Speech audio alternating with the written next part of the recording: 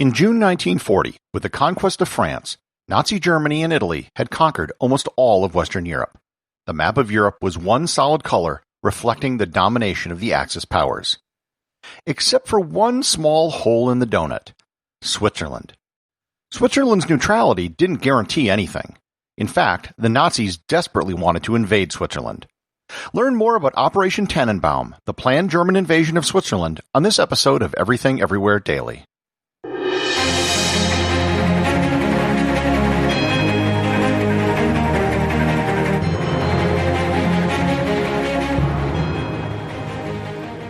This episode is sponsored by Audible.com. Today's audiobook recommendation is Operation Sea Lion: Hitler's Invasion Plan for Britain by David Ragg.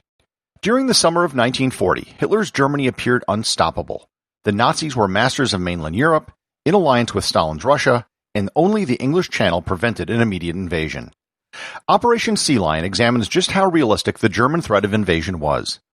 The author studies the plans, the available capability and resources, and the Germans' record in Norway and later Crete. The author weighs these against the state of Britain's defenses and the relative strength of the land, air, and naval forces. The result is a fascinating study of what might or might not have been. You can claim your 1-month trial to Audible and your 2 free audiobooks by going to audibletrial.com/everythingeverywhere or by clicking on the link in the show notes. While Switzerland was neutral during World War II, it would be wrong to say that they were passive. The Swiss knew what was happening around them, and they knew that neutrality could only go so far.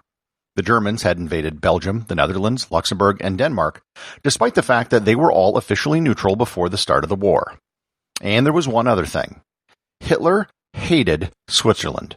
Switzerland was against everything the Nazis stood for. They were a democratic country, and they were an affront to the idea of racial purity, with Germans, French, and Italians all living together. Joseph Goebbels called Switzerland the stinking little state. Hitler called Switzerland a pimple on the face of Europe, and that all the rubbish of small nations still existing in Europe must be liquidated, even if he would be called the butcher of the Swiss.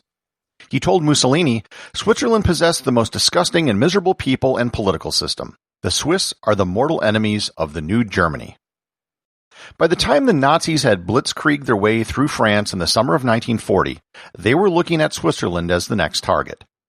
Literally on June 25th, after the surrender treaty was signed by France, Hitler began fixing his sights on Switzerland.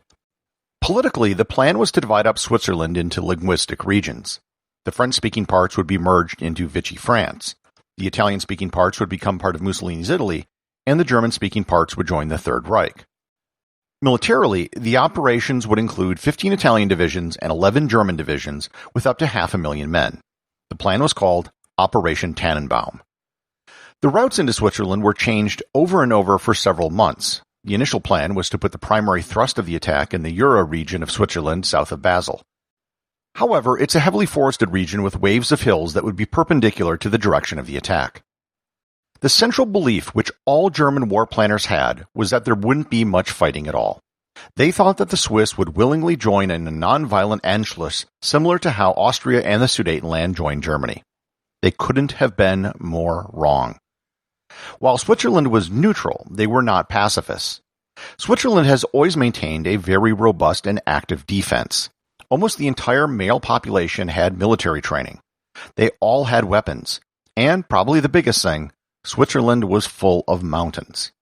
Switzerland began to step up their defenses almost immediately after the Nazi Party renounced the Treaty of Versailles in 1935. In 1939, just days before the German invasion of Poland, Switzerland took the extraordinary step of appointing a general. In times of peace, the Swiss Army's top rank was that of colonel. However, in times of crisis, they could appoint someone to the rank of general, who would be the commander-in-chief of all the armed forces. On August 30th, 1939, they appointed Henri Guisan to the position. Guisan's philosophy was the opposite of what the Germans thought the Swiss would do. Guisan's intent was to fight to the death and to the very last man, to put on a guerrilla war the likes of which the Germans had never faced before. Guisan outlined his plan as follows, quote, Switzerland cannot escape the threat of a direct German attack unless the German High Command, while preparing such an attack, becomes convinced that a war against us would be long and expensive, would uselessly and dangerously create a new battleground in the heart of Europe, and thus would jeopardize the execution of its other plans. If we must be dragged into the struggle, we will sell our skin as dear as possible." Unquote. The plan was called Redoubt National, or the National Redoubt. The Germans wanted to lure the Swiss out so they could fight them in somewhat open ground and then cut them off. Guisan's strategy was to do the exact opposite, retreat almost immediately into the mountains and force the Germans to fight on their terms.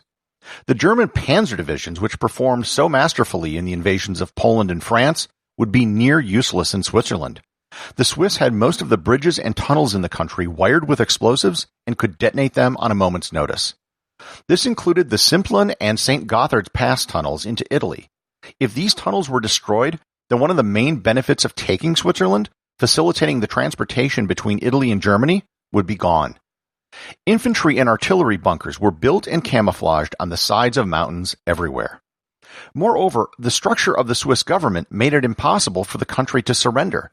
The Swiss president has almost no power, and most authority lies in individual cantons. The Swiss populace was told to treat any news of a surrender that they might hear as propaganda. For a country of 4 million people, they were prepared to raise an army of 800,000 and conscript every man in the country up to the age of 60.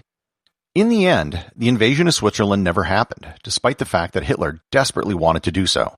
There was never an explicit reason given by him, however. The most obvious reason is that the benefit of attacking wasn't worth the cost. The Germans and Italians might very well have taken Switzerland, but it would have been bloody and would have taken a long time, tying up troops and resources that could have been better used elsewhere. Also, Switzerland had no offensive capabilities, so they posed no real threat to the Reich. They were completely surrounded, so it wasn't as if they could work in union with any of the Allies. In Hitler's mind, he could conquer the world and then waltz into Switzerland when everything else was done. One final reason might have been that the Nazis found Switzerland useful as a neutral country. The Swiss served as a contact, if necessary, with the rest of the outside world, and they also sold equipment to Germany as well as provided money. In the end, Henri Guisan's strategy worked. He made Switzerland so unappetizing as a target that the Germans never attacked. In a Swiss poll, he was rated as the 4th greatest Swiss person in history, even though most people outside of the country have no clue who he is. He passed away in 1960 at the age of 85. At his funeral, over 300,000 people were in attendance to honor the man who may have saved Switzerland. Executive producer of Everything Everywhere Daily is James Makkyla. The associate producer is Thor Thomsen. Remember to leave a 5-star review to get your review read on the show. They can be left at Apple Podcasts, Podcast Republic, or wherever you listen to the show. Also, you can help support the show over at Patreon.com.